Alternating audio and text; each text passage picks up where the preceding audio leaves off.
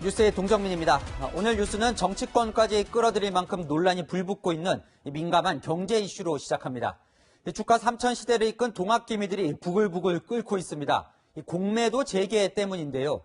공매도는 주가가 떨어져야 돈을 버는 투자 방법입니다. 그러다 보니 세력이 개입되면 실제 주가 하락으로 이어지기도 합니다. 지난해 3월 코로나로 급락한 주식시장을 떠받치고자 금융당국이 공매도를 일시 금지했었는데 기한이 지나 올해 3월 공매도 재개가 예고되면서 개인 투자자들이 반발에 나섰습니다. 첫 소식 홍유라 기자입니다.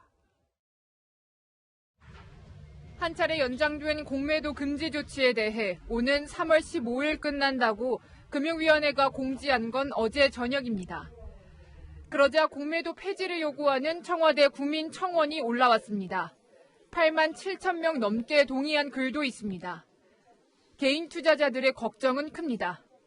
올해 3월에 재개가 되면 싸늘한 얼음 시장이 돼가지고 주가 하락으로 이어지고 수많은 동학개미들이 눈물을 흘리면서 쓸쓸하게 퇴장할 염려가 있습니다.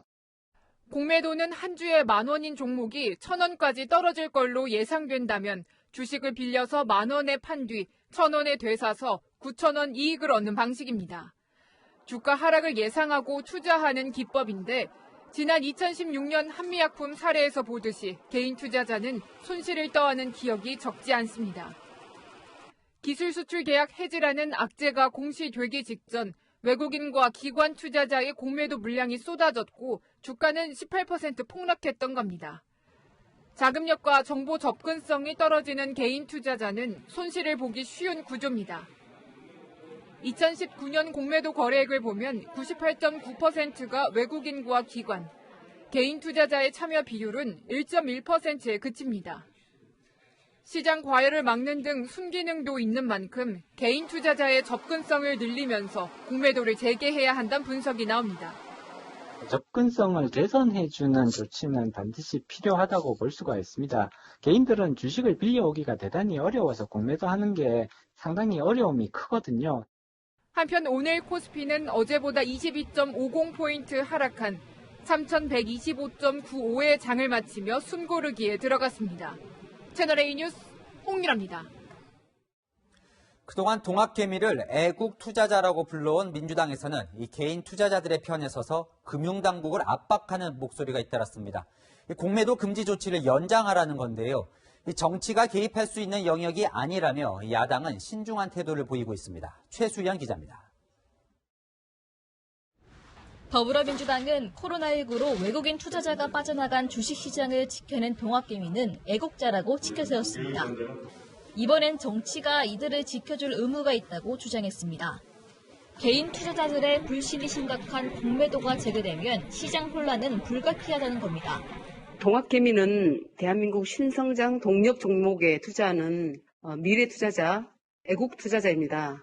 금융당국은 3월 공매도 재개를 심각하게 고민해봐야 합니다. 박용진 민주당 의원도 SNS를 통해 공매도는 구멍이 많은 기울어진 운동장이라며 부실한 금융당국의 대처로 피눈물 흘리는 건 다름 아닌 개미 투자자들이라고 비판했습니다. 최근 코스피가 3,000을 돌파하자 이낙연 대표도 동학개미의 기여를 인정하며 주식시장이 재산 증식의 무대가 되도록 하겠다고 강조했습니다. 동학개미가 우리 경제를 떠받치는 새로운 힘으로 더욱 커지기를 바랍니다. 4월 보궐선거를 앞두고 여당이 개인 투자자들의 표심 공략에 나섰다는 해석이 나왔습니다. 김종인 국민의힘 비대위원장은 증권 당국이 결정할 사안이라고 말을 아꼈습니다. 채널A 뉴스 최수연입니다. 여당이 들고 나온 또 다른 경제 이슈가 있습니다. 이익공유제인데요. 코로나 국면에 대부분 어렵지만 배달, 포털 등 오히려 돈을 번 기업들도 있는데 피해를 본 기업과 이익을 나누자는 제안입니다.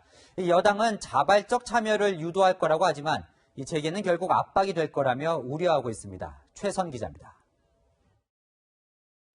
이낙연 더불어민주당 대표가 코로나19가 만든 기업 실적 양극화를 해소하겠다며 제안한 이익공유제를 본격 추진하겠다고 밝혔습니다. 양극화를 어떻게든 이런 시기부터 차단에 들어가야 되겠다. 이런 생각을 가지고 있고 내일부터 본격 연구를 하게 될 것입니다.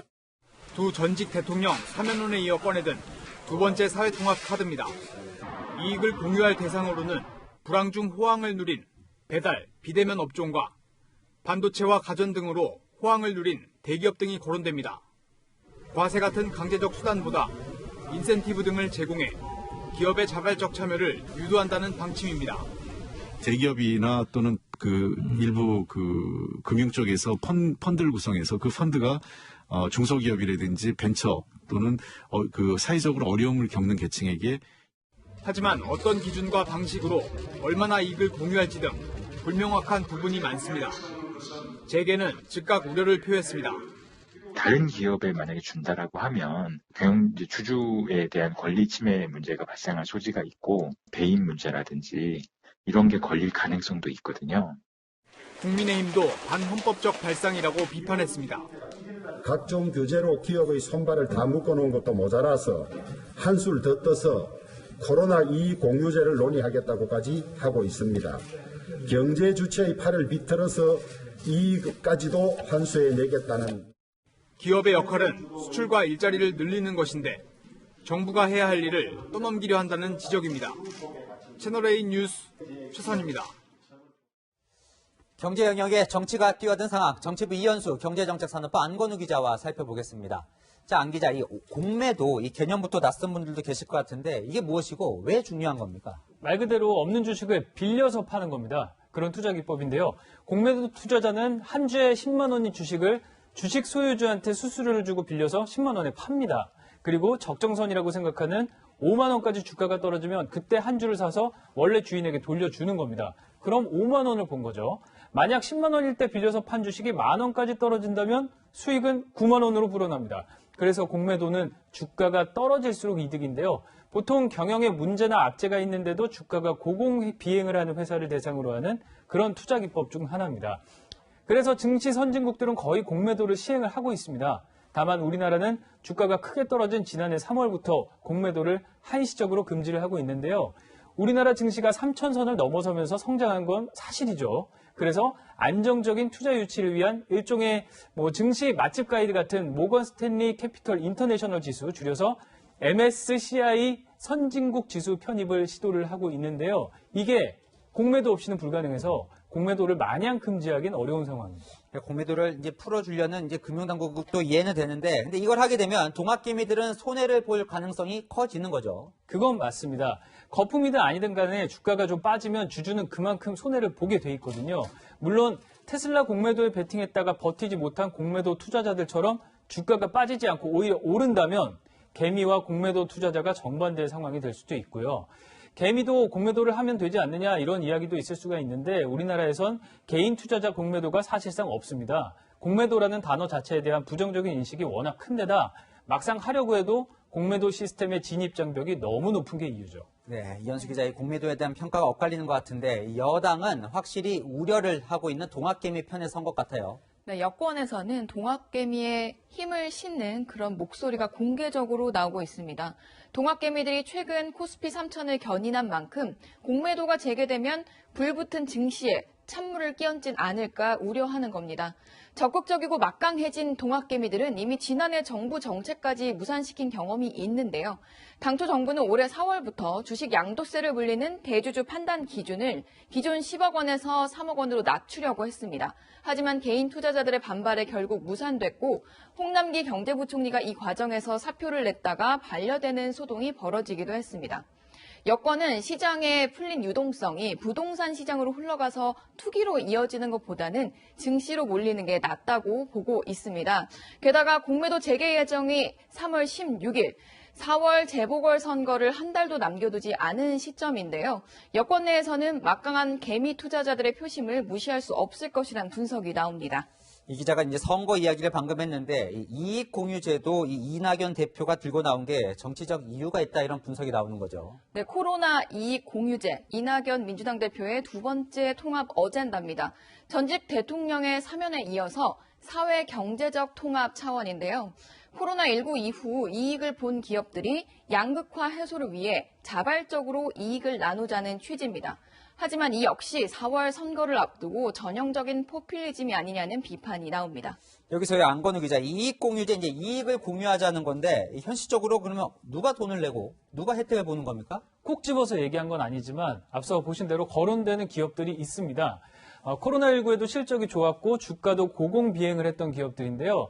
비대면 업종의 최대 수혜자죠. 카카오, 네이버, 또 반도체와 가전 호황으로 날았던 삼성전자, LG전자 같은 대기업이 되지 않을까 하는 추측이 앞선 리포트에도 나왔습니다. 이익공유제 말은 좋습니다. 하지만 제게는 좀 난감한 분위기인데요. 어떤 방식으로든 이익을 공유한다고 해도 자사 주주들에게 돌아갈 이익을 밖으로 주는 것이니 배임 문제도 있을 수가 있고요. 또 이익을 공유한 기업이 만약에 손해를 입었을 때 그럼 그 손해도 공유할 것인지 이런 또 다른 차원의 문제를 야기할 수도 있다는 겁니다. 네, 이렇게 정치와 경제가 이제 혼재된 상황인데 이현수 기자, 이 공매도와 이익공유제 그래서 어떻게 될 것 같습니까? 예측하기는 어렵지만 항상 정치적 논란이 좀 따라붙을 수밖에 없을 것 같습니다. 공매도를 재개하는 건 사실 국회 입법이 아닌 자본시장법의 시행령으로 금융당국이 결정하는 영역이거든요. 여당 내 증권가 출신 의원들 사이에서는 정치권의 시장 개입에 대한 우려의 목소리도 실제로 있습니다. 또 이익공유제의 자발적 기준을 두고 국민의힘은 반시장적 발상이라고 공격을 했고 정의당도 지나치게 감상적이고 안이하다는 비판이 나왔습니다. 민주당은 미국의 코로나19 관련 경기 부양책인 히어로즈법을 벤치마킹해서 기업에 대한 세제 지원과 저소득층 지원 등을 종합적으로 검토하고 있습니다. 네, 지금까지 이현수, 안건우 기자와 살펴봤습니다.